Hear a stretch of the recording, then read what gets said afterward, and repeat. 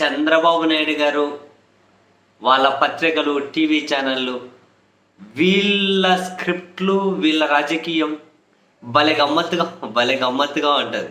అంత కంప్లీట్గా కన్స్ట్రక్టివ్గా ఒక కన్స్ట్రక్టివ్గానే కంటే ఒక కంప్లీట్ ఒక స్క్రిప్టెడ్గా.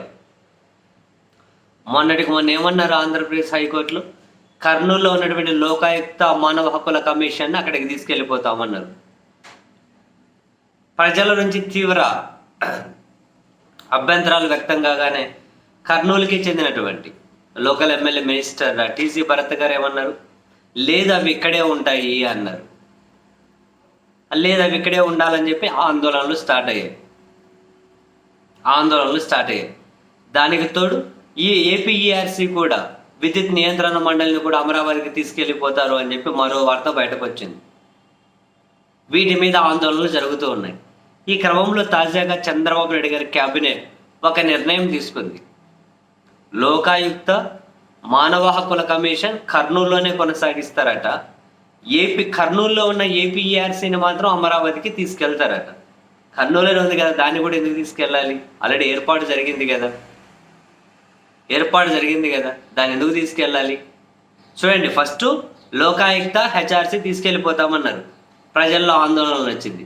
వాళ్ళ ఆందోళనను సాటిస్ఫై చేస్తున్నట్లుగానే లేదా అవి అక్కడే కొనసాగిస్తాము అని నిర్ణయం తీసుకుంటూనే ఏపీఆర్సీని మాత్రం తీసుకెళ్ళిపోతాం. ఇప్పుడు ప్రజలు ఏం చేయాలి? ఏపీఆర్సీని తీసుకెళ్ళిపోతున్నందుకు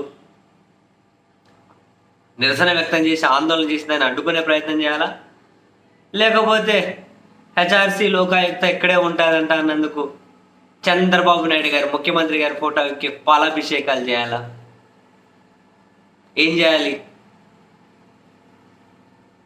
అవి అక్కడున్నవే అని తీసుకెళ్ళిపోతామన్నారు. లేదు కొన్ని అక్కడే ఉంటాయట, కొన్ని తీసుకెళ్ళిపోతారట. ఎంత కన్వీనియంట్ రాజకీయం చూడండి. ఇప్పుడు కర్నూలు హైకోర్టు బెంచ్ ఏర్పాటు చేసుకునేకి, హైకోర్టు బెంచ్ ఏర్పాటు చేసేకి ఆ ప్రాసెస్ అనేది మొదలెట్టారు. కేంద్రానికి పంపించడం, next high court full court, high court సమావేశం అవ్వాలంటే ఫుల్ కోర్టు అంటే ఫుల్ జడ్జీలు అందరూ న్యాయమూర్తులందరూ కూడా. సో ఈ ప్రాసెస్ అంతా చాలా ఉంటుంది. సో కర్నూలులో హైకోర్టు బెంచ్ ఏర్పాటు చేసేకట. కర్నూలు హైకోర్టు ఏర్పాటుకు నిర్ణయం తీసుకున్నారు కదా. మామూలుగా అయితే రాయలసీమ ఒక రాజధానిగా లేకుండా హైకోర్టు ఇవ్వాలి అన్న ఇంతకు ముందు ఏదో ఒక ఒప్పందం ఉంది కదా, శ్రీపాక్ అనే ఒక పెద్ద మనుషుల ఒప్పందం. ఆ ఒప్పందంలో అన్ని అమలు కాకపోయినా కనీసం కర్నూలులో హైకోర్టు ఏర్పాటు చేసే విధంగా గత ప్రభుత్వం కొన్ని నిర్ణయాలు తీసుకొని కొంచెం గీములు అన్నీ ఇచ్చారు కదా. మరి హైకోర్టే ఏర్పాటు చేయొచ్చు కదా.